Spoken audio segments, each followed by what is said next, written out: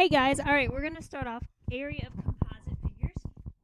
With composite figures, you want to find the area for each little piece and we want to add them up. Now I want to help you with this one as far as what are the dimensions for these rectangles. This rectangle right here is a 12 by 8. This one is a 12 by 10 and this one is an 8 by 12. So I just kind of want to give you those pieces to kind of help you out here. So let's start with, we're going to call this rectangle 1. So rectangle 1, the area for that rectangle, remember, is length times width. It's going to be 8 times 12, which is going to give you 96. Okay, so there's that one. I'm going to come and I want to make this 2 because look, this is also an 8 by 12. So look, we've already technically done that one. That one's also a 96 in area. Now here's our other one. This one is a 10 by 12. So remember, length times width for this little guy, and 10 times 12 is 120. So notice I've done 1, 2, 3 of the pieces.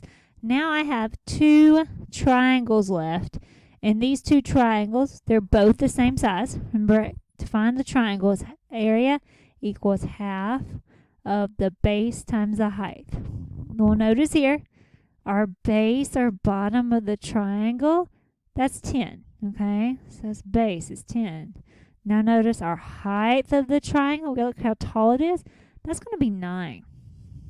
So when I plug this in, area equals half of the base, which is 10, times the height, which is 9. Look, half of 10 is just 5. And 5 times 9 is 45.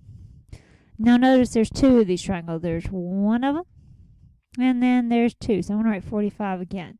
Now notice I have circled every single area for each of these pieces. I'm going to need to add up all these areas to get the composite figure here.